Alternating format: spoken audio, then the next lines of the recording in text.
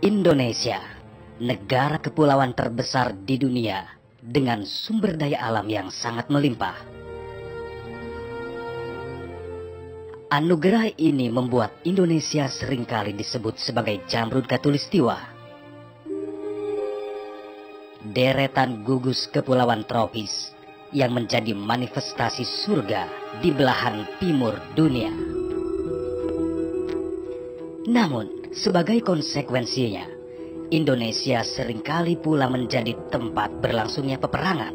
Perang untuk kuasa atas Nusantara beserta segala kekayaan yang terkandung di dalamnya.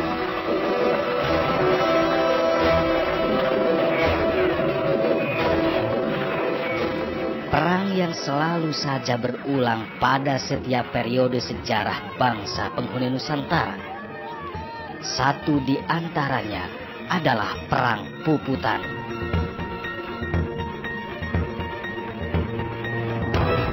Perang sampai titik darah penghabisan.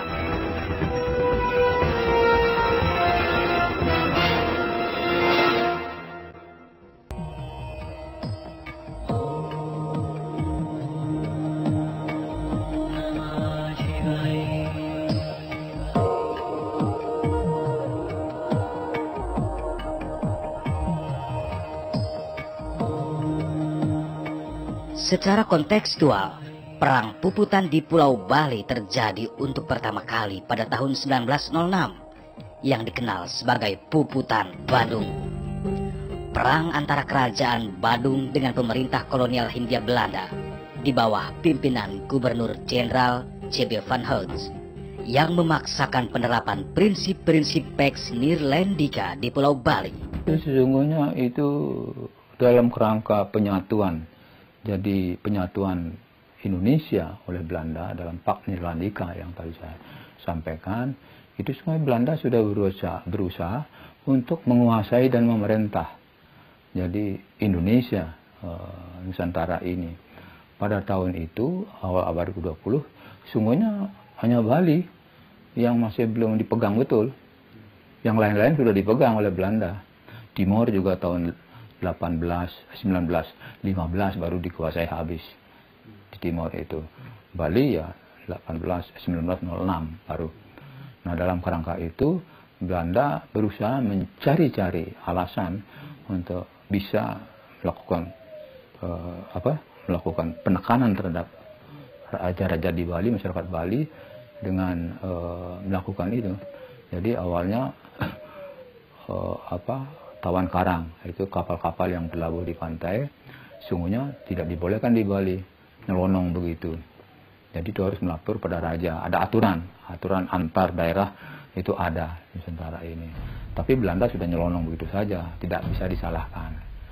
Nah, ketika kalau ada begitu, biasanya tradisinya barang-barang orang itu dirampas atau diambil, diinterogasi dulu seperti apa ini begitu.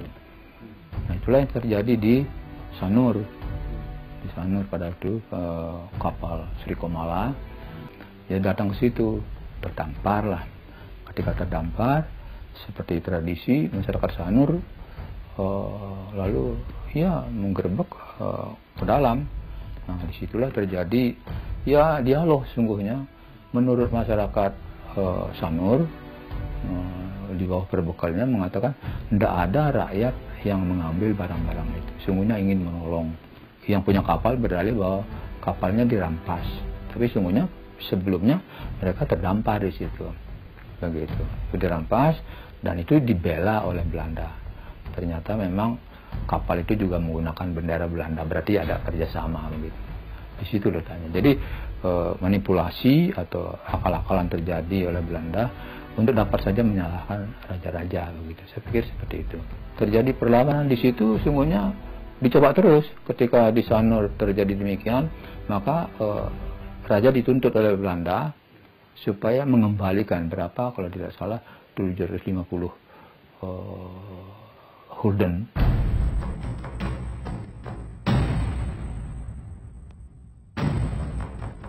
Untuk membuktikan mereka benar-benar tidak bersalah, 2.800 rakyat Sanur bersumpah di sebuah pura bahwa mereka tidak merampas isi kapal. Sehingga Raja Badung kala itu, I Gusti Ngurah Made Agung, yang bergelar I Gusti Ngurah Gede Denpasar, menolak untuk membayar denda itu. Raja sungguhnya bukan karena uang, kalau uang barangkali ada. Sampai dalam wawancara saya di Puri Denpasar, tercetus cerita bahwa pada suatu malam ketika terjadi negosiasi begitu, ada utusan Belanda, kurir pemerintah Belanda, datang ke Puri diam-diam.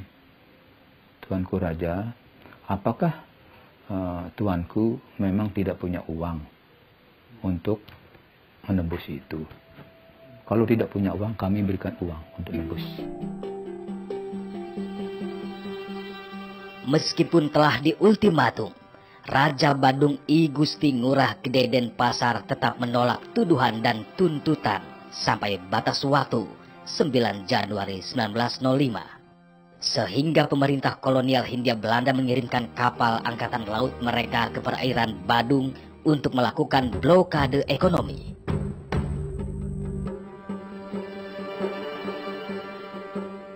Blokade ini menimbulkan banyak kerugian bagi kerajaan Badung, sehingga Raja Badung menuntut balik pemerintah kolonial atas kerugian akibat blokade itu. Upaya diplomasi pun dijalankan, namun gagal. Akhirnya pemerintah kolonial Hindia Belanda mengirimkan pasukan perang mereka ke Pulau Bali. Ancaman dari Gubernur Jenderal di Batavia tidak sedikit pun mengubah pendirian Raja Badung. Sekalipun pemerintah kolonial Hindia Belanda di Batavia mengeluarkan surat perintah untuk melakukan ekspedisi militer pada tanggal 4 September 1906, Raja Badung telah siap menanggung resiko demi membela kedaulatan kerajaan. Didahului pernyataan sumpah menurut agama Hindu, Raja dan rakyat Badung lebih yakin untuk melawan pemerintah kolonial Hindia Belanda.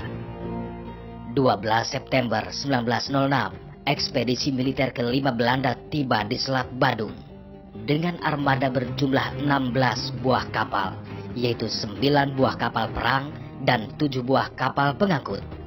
Seluruh personel yang ikut dalam ekspedisi itu berjumlah 3.053 orang, terdiri atas 2.312 orang serdadu militer dan 741 orang sipil, termasuk pula wartawan-wartawan perang. Sore harinya, pihak Belanda mengirim kurir untuk menyampaikan ultimatum kepada Raja Badung agar menyerah dalam tempo 2 kali 24 jam. Ultimatum ini ditolak tegas, sehingga pasukan Belanda mulai menyerbu kerajaan Badung. Pasukan Belanda mendarat di pantai Sanur pada tanggal 14 September 1906. Pabean Sanur diduduki, kemudian dijadikan benteng pertahanan untuk melakukan serangan ke arah Puri Kesiman, yang menjadi benteng terdepan kerajaan Badung. Meskipun dihujani tembakan meriam, segenap rakyat Badung telah siap berperang. Mereka bersiaga di benteng-benteng pertahanan di depan Puri Kesiman, Puri Denpasar, dan Puri Pemecutan. Dengan gagah berani, tanggal 15 September 1906, Laskar Badung yang dipimpin I Gusti Gede Ngurah Kesiman menyerang benteng pertahanan Belanda di desa Sanur. Terjadi pertempuran hebat yang memakan korban di kedua belah pihak.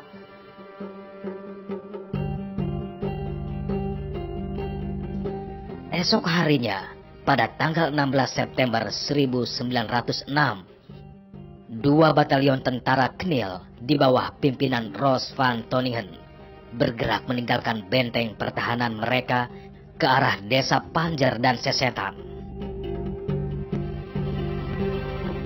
Sebagian pasukan yang lain bergerak ke arah Kesiman. Sepanjang perjalanan, pasukan Hindia Belanda mendapat perlawanan sengit dari rakyat dan Laskar Badung.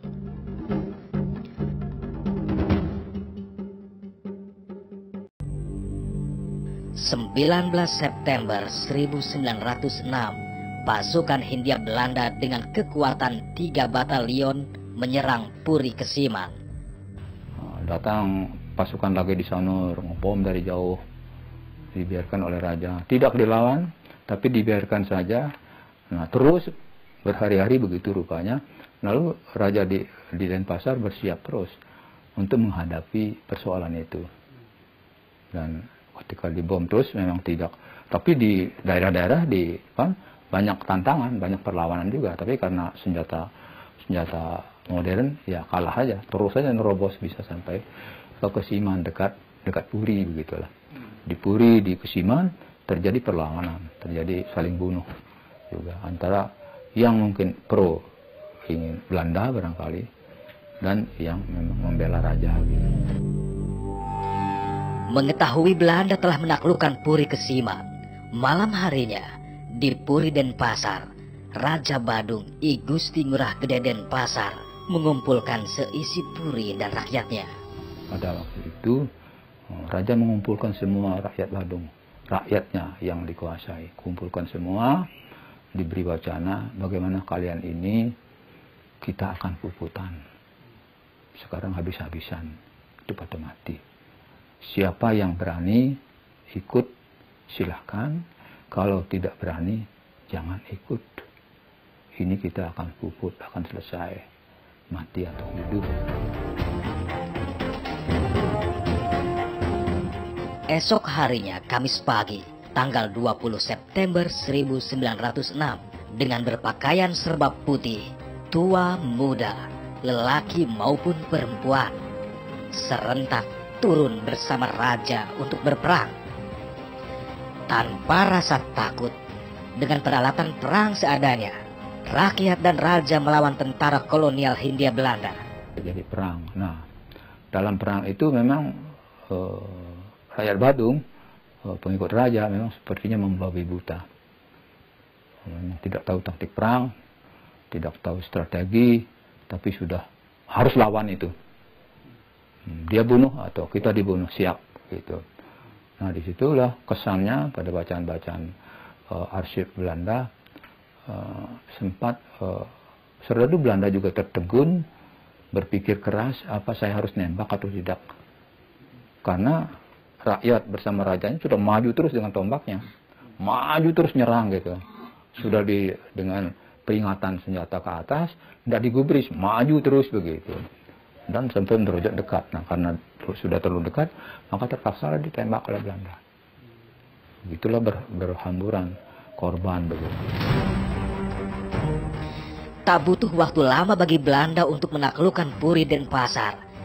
Didukung dengan tembakan meriam dari kapal perang di pantai Sanur, kira-kira pukul 12 siang, Belanda berhasil membumi hanguskan Puri Denpasar. Raja Badung I Gusti Ngurah Gede Denpasar gugur. Setelah Puri Denpasar berhasil ditaklukkan, tentara kolonial Hindia Belanda terus bergerak maju, menyerang Puri Pemecutan yang terletak di sebelah barat Puri Denpasar. Tentara Belanda kembali menghadapi perlawanan sengit dari Raja Pemecutan. Mulailah pasukan Belanda ke Pemecutan, atau Pemecutan Puri yang di sebelah barat itu.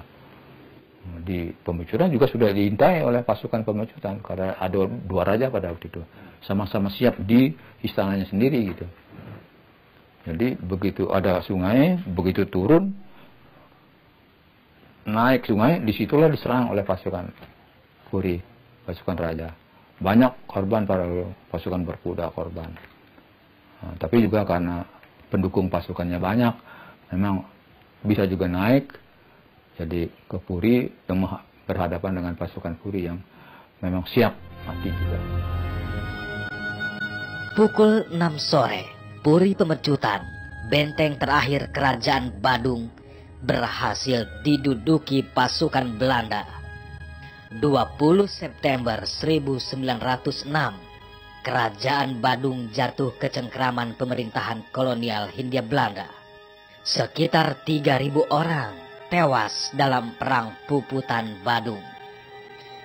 Perang ini adalah puncak perlawanan raja dan rakyat Badung terhadap penjajah Belanda. Dalam catatan Bali sampai 3.000-an yang meninggal orang Bali, tapi Belanda tidak seberapa. Ada sih, saya tidak hafal. Itu ada. Nah, tapi kalau catatan Belanda menyebut sekitar 1.500-an ada yang meninggal. Itulah semangat Puputan di situ, dan memang ini menjadi simbol perjuangan, lalu sampai sekarang dipakai simbol perjuangan. Jadi Puputan habis-habisan, perang sampai habis-habisan. Proklamasi kami bangsa Indonesia dengan ini menyatakan kemerdekaan Indonesia.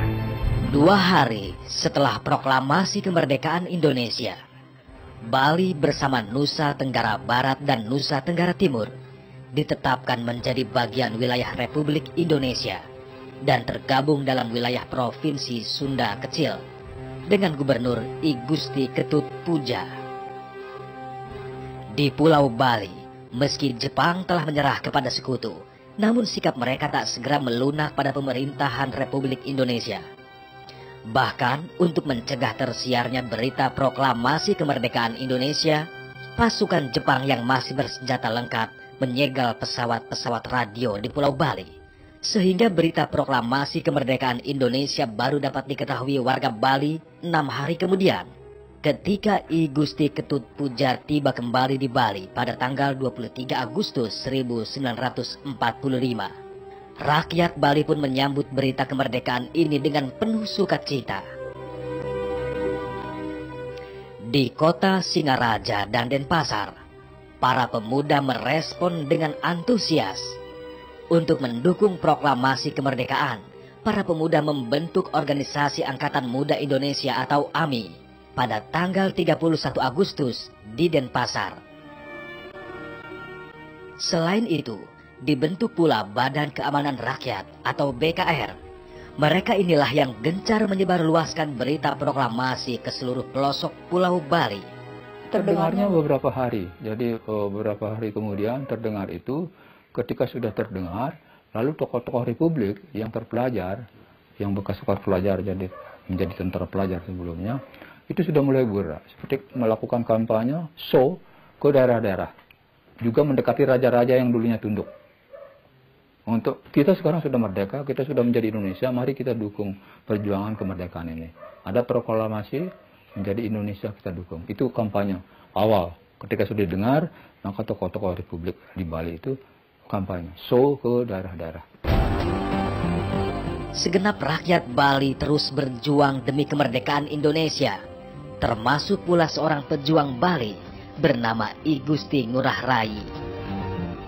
I Gusti Ngurah Rai dilahirkan pada tanggal 30 Januari 1917 di Desa Carangsari, Petang, Badung, Bali. Setelah lulus sekolah menengah pertama, dia masuk sekolah kader militer Prayoda Bali, kemudian melanjutkan pendidikan perwira cadangan di Magelang dengan pangkat Letnan II. Saat pendudukan Jepang, ia lebih memilih bekerja sebagai pegawai biasa daripada bergabung menjadi tentara pembela tanah air atau PETA yang dibentuk oleh Jepang.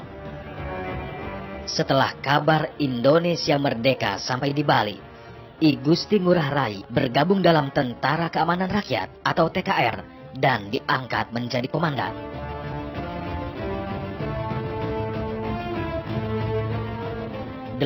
Februari 1946, kelompok sekutu yang tergabung dalam Allied Force Netherlands East Indie atau AFNI datang ke Pulau Bali.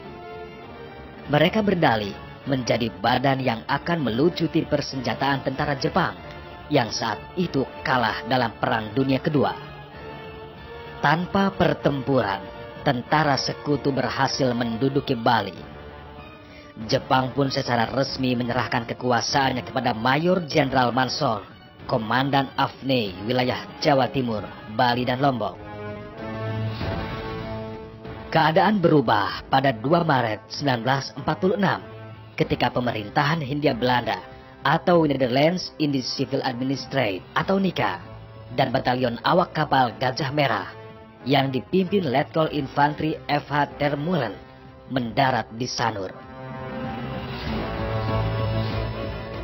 Tentara yang awalnya datang untuk menggantikan tentara Inggris ternyata dengan cepat menduduki kota-kota di Pulau Bali dan menangkap para pemuda pro kemerdekaan.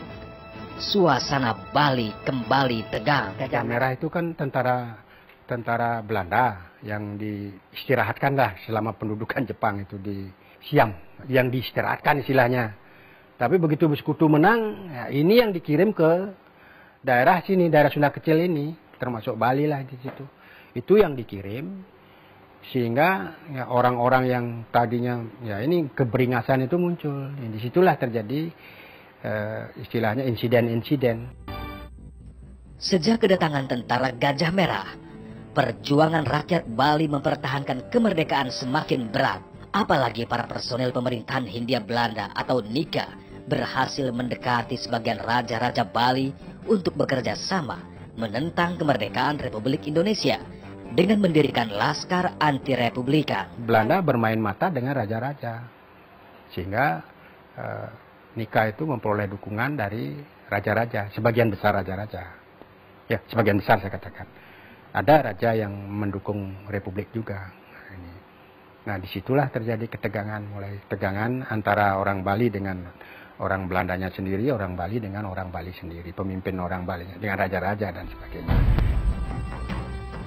Di Yogyakarta di bulan Januari, I Gusti Ngurah Rai bertemu Presiden Soekarno dan para pimpinan TKR. Akhirnya, Kepala Staf Umum Tentara Republik Indonesia, Letnan Jenderal Urip Sumoharjo berjanji mengirimkan bantuan senjata dan personil ke Pulau Bali. 4 April 1946, setelah diangkat sebagai Komandan Resimen Tentara Republik Sunda Kecil dan mendapat bantuan personil dan senjata, I Gusti Ngurah Rai kembali ke Pulau Bali. Namun Belanda yang menjaga ketat titik-titik pendaratan di Pulau Bali membuat pertempuran kembali berkecamuk. Kembali lagi ke Bali, artinya dari Banyuwangi menyeberang. Ini sering di dalam lalu lintas Jawa Bali itu Belanda melakukan patroli di Gilimanuk itu kan, sepanjang pantai-pantai yang disinyalir sebagai tempat pendaratan itu dijaga ketat. Nah, sehingga ya pernah terjadi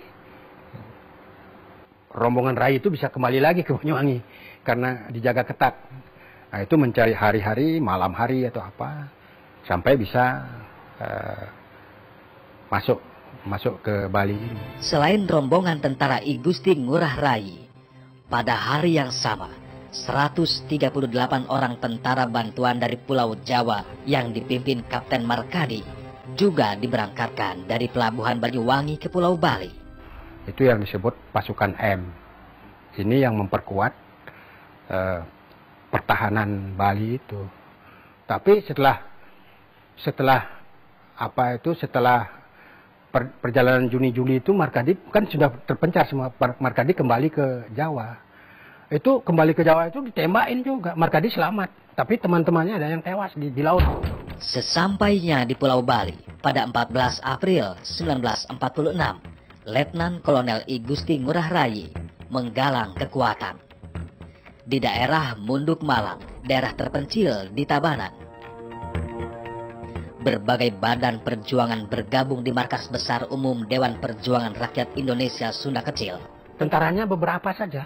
Tidak banyak. Ya, yang banyak kan yang PRI itu, PRI atau Pesindo itu kan. Itu sehingga jumlahnya awal itu menurut catatan itu sekitar 800 orang. Ini terjadi likuidasi antara tentara dengan sipil. Artinya organisasi tentara, TRI, dengan organisasi sipil itu, PRI sama Pesindo itu. Ya, itu bergabung dia, berlikuidasi, membuat sebuah badan perjuangan. Nah, ini badan perjuangan yang diberi nama Dewan Perjuangan Rakyat Indonesia, DPRI itu. Ini yang melakukan gerakan perlawanan terhadap tentara NIKA, artinya pemerintah NIKA, ya, yang didukung oleh raja-raja sudah mulai di situ. Ini saya katakan tadi kan konflik, tegangan konflik. Ini semakin kuat konflik itu terjadi bulan April, April, Mei, Juni. Nah, ini Juni diputuskan. Nah, ini April, Mei ini sudah jadi kontak-kontak senjata. Itu namanya sudah mulai gerakan perang gerilya, sudah mulai itu. Sudah mulai meletus, perang konflik itu sudah menjadi perang. Artinya perlawanan gerilya lah itu. Ya, di Tabanan, Tangsi Tabanan ini terjadi kontak senjata. Di bawah komando I Gusti Ngurah Rai, berkali-kali para gerilyawan menyerang pos-pos Nika. Selama 1 bulan, setidaknya terjadi 5 pertempuran sengit. Masifnya serangan membuat gelisah para serdadu Belanda. Akhirnya pada tanggal 3 Mei 1946, J.B.T. Koning, Kapten Infanteri Kerajaan Belanda, mengirim surat dan ultimatum agar Letnan Kolonel I Gusti Ngurah Rai mau berunding. Tidak ada ketakutan. Tanggal 18 Mei 1946, ajakan berunding dan ultimatum Belanda dibalas surat penolakan. Untuk menghadapi serangan Belanda, pada tanggal 1 Juni 1946, I Gusti Ngurah Rai dan pasukannya memutuskan bergerilya dengan cara long march ke arah Bali Timur. Pak Rai memutuskan untuk melakukan perjalanan jauh, itu long march itu istilahnya kan. Penulis Pendit menyatakan itu dikatakan perjalanan jauh itu long march. Long march ya kalau saya dimulai dari Gunung Batu Karu sampai ke Gunung Agung. Itu sepanjang itulah perjalanan itu dilakukan oleh Ngurah Rai untuk apa? Untuk memecah pertahanan Belanda di barat supaya menghadapi ini pasukan ini. Mau istilahnya hipotesanya Pak Rai. Tapi Belanda tidak mau begitu ya, barat tetap dipertahankan sehingga bantuan dari Jawa itu bolak-balik lagi tuh. Angkatan laut itu ada yang lolos, ada sehingga terjadi juga perang laut itu kan, perang Selat Bali itu kan perang laut itu. Pasukannya Markadi yang terjadi kontak senjata itu. Ya kontaknya ada yang tewas juga. Belanda juga lari juga karena kapalnya bocor kembali ke Gilimanuk. Itu peristiwa-peristiwa itu seperti itu. Dan Ngurah Rai ternyata ya diburu terus sepanjang Batu Karu ke Gunung Agung itu kan mengelalui ya ini Batu Karu ini Tabanan kan. Tabanan, daerah Buleleng kan itu, Buleleng, Badung Utara, Bangli ini sepanjang ini. Bangli, Karangasem, itu daerah itu kan. Arti Batu Karu, Gunung Agung itu seperti itu. Itulah Bali itu di sisi utara itu dijadikan basis perjuangan perjalanan panjangnya Ngurah Rai pada bulan Juni sampai Juli. Marah atas jawaban I Gusti Ngurah Rai, Belanda terus memburu pasukan pejuang. Sepanjang perjalanan sering terjadi kontak senjata. Puncaknya pada tanggal 7 Juli 1946 di Tanah Aron, Karangasem, terjadi pertempuran yang menewaskan 86 tentara Belanda. Tanah Aron.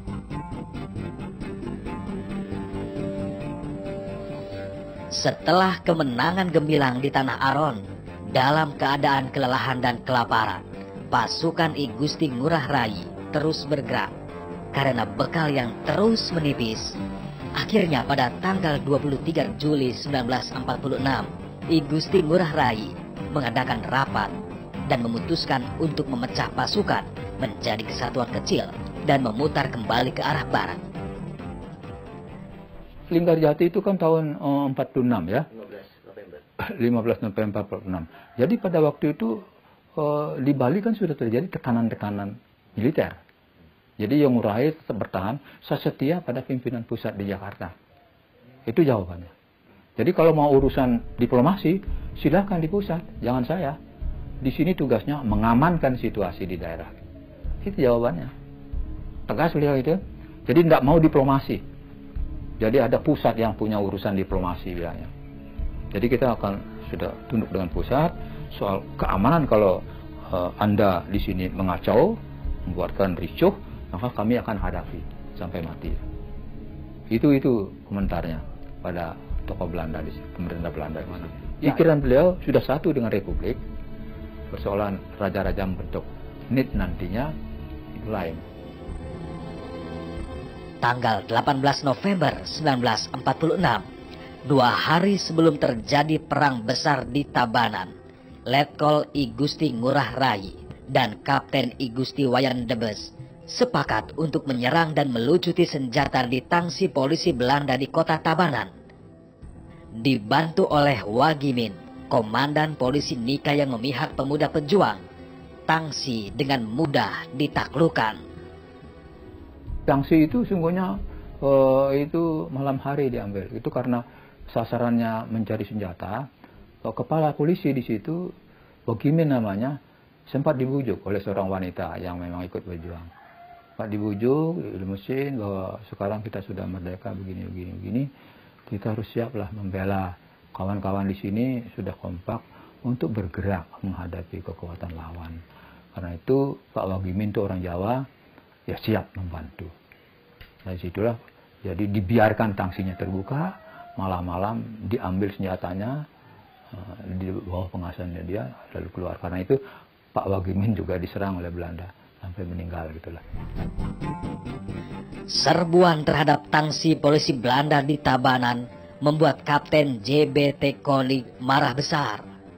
Tanggal 19 November 1946, pasukannya mulai mengepung markas pasukan I Gusti Ngurah Rai di Desa Marga, Tabanan. Pagi harinya pada tanggal 20 November 1946, untuk menghindari korban dari masyarakat sipil, I Gusti Ngurah Rai dan pasukannya bergeser dari pemukiman ke lahan pertanian. 20 pagi udah patroli Belanda datang. Nah, ini terdesak ini. Artinya pasukan inti ini terdesak. Nah, lalu membuat stealing, membuat pertahanan di desa ini, di tempat sekarang Taman Punyaan Bangsa ini. Istilahnya itu kan sawah itu ume, bahasa Balinya umekang namanya itu. Itu ditumbuhi pohon jagung itu, di situ bertahan. Ciung Wanara, pasukan Ciung Wanara ini bertahan. Tapi Belanda sudah mengurung. Desa Marga ini sudah dikurung dari berbagai penjuru, itu sudah dikurung. Di tanggal 20 itu sudah mulai bombardir lagi. Dikurung, tembak-menembak terjadi juga. Ya, ada korban, Belanda ada korban, di pihak Republik satu persatu korban juga. Bombardir semua. Ya, sampai siang terjadi. Mungkin sampai sore lah itu.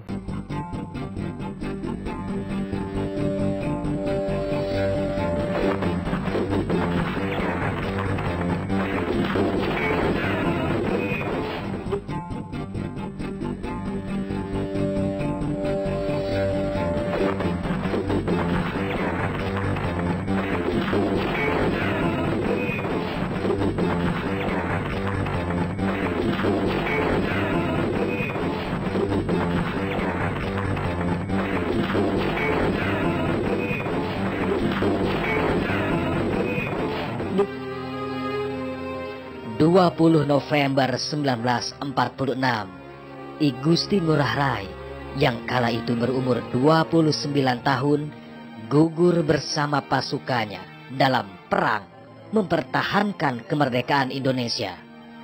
Sebuah perang membela kebenaran sampai titik darah penghabisan. Perang yang dikenal sebagai Perang Puputan Margarana.